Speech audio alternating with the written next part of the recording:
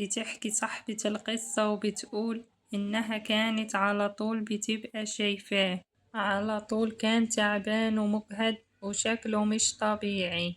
أنا اسمي حنان وهحكي لكم حكايتي بعد ما جوزي توفى وولادي البنات كبروا واتجوزوا.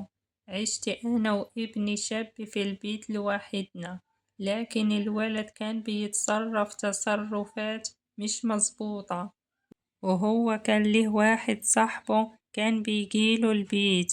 أنا اسمي حنان وعمري 52 سنة، اتجوزت لما كان عمري 20 سنة، يعني أنا متجوزة من 32 سنة، وأنا كنت عايشة سعيدة ومرتاحة مع جوزي، وهو كان تاجر غني وميسور. ومن أول ما اتجوزنا وجوزي كان قايم نايم عايز يخلف ولد، لكن ربنا رزقنا ب4 بنات، يعني خلفت 4 بنات ورا بعض. وبعد كده أنا جبت ولد وتوفى وهو كان عمره 2 سنين، ورجعت بعد كده خلفت ابني الأخير اللي هو عايش معايا دلوقتي. وطبعا لما خلفت ابني ده كانت فرحتي أنا وأبوه بيه ما تتوصفش. أبوه كان عايز يجيبله حتة من السما ودلعه قوي، وجريت بينا السنين وولادي ال4 كبروا والبنات كبروا، وأنا ربيتهم كويس قوي والحمد لله. وبعد كده اشتغلوا وكمان اتجوزوا من ناس محترمين، وكل واحدة منهم لما اتجوزت راحت سكنت مع جوزها، وهم الحمد لله ناجحين في حياتهم ومبسوطين. أما الولد اللي هو ابني فكان مستواه معقول في الدراسة، يعني ما كانش شاطر زي اخواته، ودخل جامعة خاصة وخلص دراسته وكان بدأ يشتغل مع أبوه في التجارة. لكن جوزي توفى لما كان ابني عمره 22 سنة، وتعتبر وفاة جوزي هي نقطة تحول في حياة أسرتي، وهو لما مات كل حاجة في حياتنا اتغيرت. وجوزي لما مات ساب ثروة كبيرة عبارة عن محلات وفلوس في البنوك والأملاك طبعا. وطبعا أنا وأولادي كل واحد فينا أخد نصيبه بشرع ربنا. وبعد وفاة جوزي بقيت عايشة أنا وابني الوحيدنا في البيت، ولما جوزي توفى التجارة اتصفت وكل حاجة اتباعت واتقسمت عليا أنا وأولادي. وأنا لما كان جوزي عايش رغم إنه هو كان مدلع ابنه قوي، لكن برضه وجوده كان ظابط الدنيا. ربنا يخلي كل الأبهات لأولادها، يعني الولد برضه كان يسمع كلامه وما كانش بيتأخر، وكان جوزي عارف مين أصحابه اللي هو بيخرج معاهم. لكن لما خلاص جوزي ما بقاش موجود الولد اتلم على شلة أصحاب ما يعلم بيها إلا ربنا، وبقى عمال يصرف في ورثه من أبوه ويصرفه على أصحابه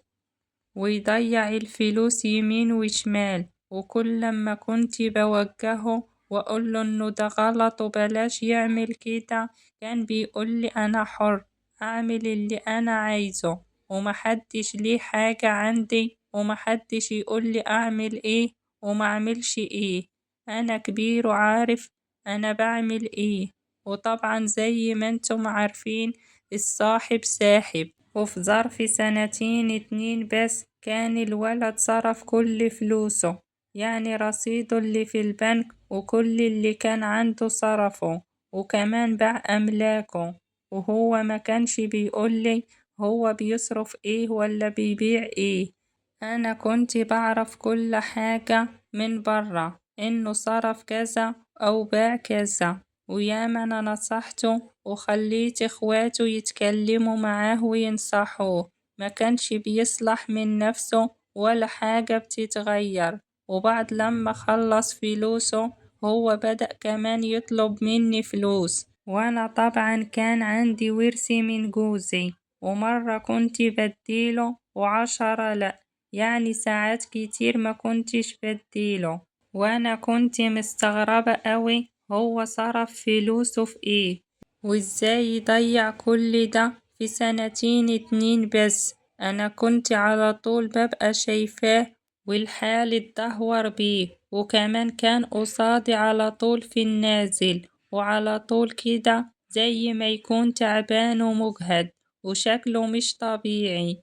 وكمان أنا لاحظت إنه في فلوس كتير أوي ببقى حطاها في البيت وما كنتش بلاقيها، فبدأت أقلق ولميت كل حاجة ليها قيمة وقفلت عليها. وهو كان بدأ يجيب شلة من أصحابه يسهروا معاه في البيت، وأنا ما كنتش ببقى موافقة على كده، وكنت بقعد أتخانق معاه كتير أوي وأقوله ده بيتي وأنا مش عايزة أصحابك دول ييجوا، بس هو برضه كان بيجيبهم ويفضلوا طول الليل سهرانين معاه، وأنا ما كنتش أعرف حاجة عن صحابه دول، ولا بيشتغلوا إيه ولا بيعملوا إيه، ولا حتى هو عرفهم منين، بس هو عرفهم بعد ما أبوه اتوفى.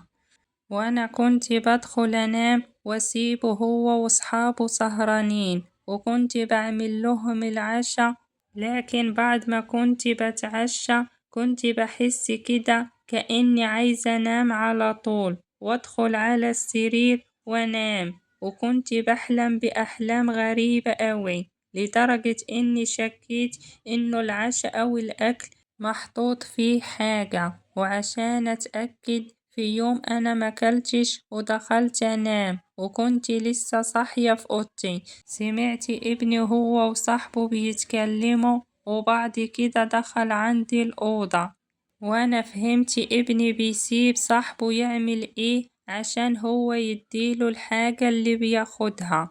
وللأسف ابني بياخد حاجات من اللي الشباب دول بياخدوها، وصاحبه اللي كان معاه هو اللي علمه الحاجات اللي هو جابهاله. ولما ابني خلص كل الفلوس وخلاص ما بقاش معاه فلوس يشتري، فبقى يسيب صاحبه يعمل كده مقابل انه هو يجيب له الحاجة اللي هو بياخدها. وانا لما سمعت الكلام ده قمت وطردت صاحب ابني، وفضلت أعيط وأقول لابني ازاي تعمل فيا كده، وفضل يعيط ويقولي أنا ما كنتش عارف أجيب الحاجة دي ازاي ولا أدفع فلوسها، وصاحبي هو اللي بيدفع فلوسها وبيجيبها لي. وهو من ساعتها دخل أوضته وقفل عليه، ومن يوميها هو مش بيجيب أي حد من أصحابه البيت. ومن اليوم ده بقى كلامي مع ابني في أدق الحدود، وكمان أنا مش مطمنة على نفسي وأنا عايشة معاه. أنا حاسة إنه هو ممكن يعمل فيا أي حاجة لو في يوم مرضتش أديله فلوس يجيب بيها الحاجة دي، ولما بيطلب مني فلوس أنا بديله الفلوس وأنا عارفة إنه هو هيروح يشتري بيها الحاجة دي، لأنه لو هو محتاج يشتري الحاجة دي وما معوش فلوسها هينزل يسرق ولا يعمل أي حاجة غلط عشان يجيبها. لكن محدش لسه عارف بحالة ابني أعمل معاه إيه، وأنا مش عايزة حد يعرف حالته، لأن أخواته أزواجهم في مراكز كبيرة وما عنديش إخوات ألجأ لهم، وأنا جوزي ليه كذا أخ أكبر منه اللي هم أعمام الأولاد. يا ترى ألجأ لأخو جوزي اللي هو يبقى عم الأولاد وأحكيله على حالة ابني واطلب منه المساعدة؟ يا ريت تقولولي أعمل إيه وأتصرف إزاي عشان أعرف أحل المشكلة مع ابني.